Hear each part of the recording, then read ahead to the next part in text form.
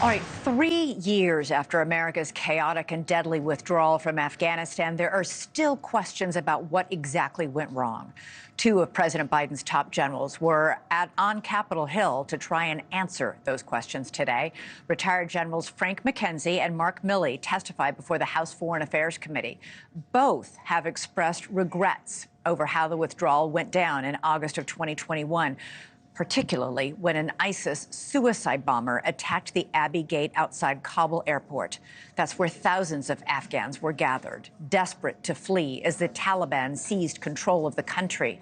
The attack killed 13 U.S. troops and more than 170 Afghans. Let's go right now to NewsNation's Joe Khalil, live from Capitol Hill. Joe, did we learn anything new in today's testimony?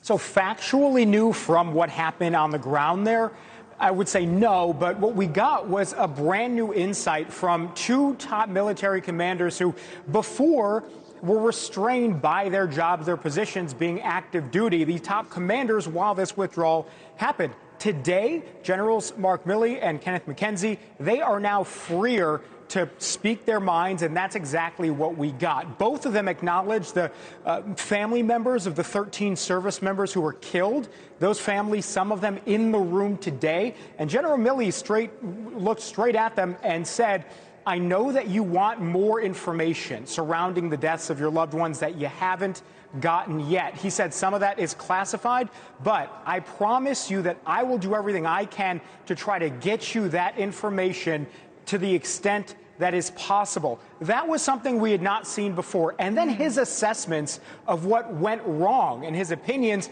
again, sounded a lot more free and open than they had before. This is General Milley describing why he thought mistakes were made. There's zero doubt in my mind there were mistakes made, and that's the point of the after-action reviews. Identify those mistakes and develop solutions to implement them in the future. And I think the fundamental mistake, fundamental flaw, was the timing of the State Department call of the NEO.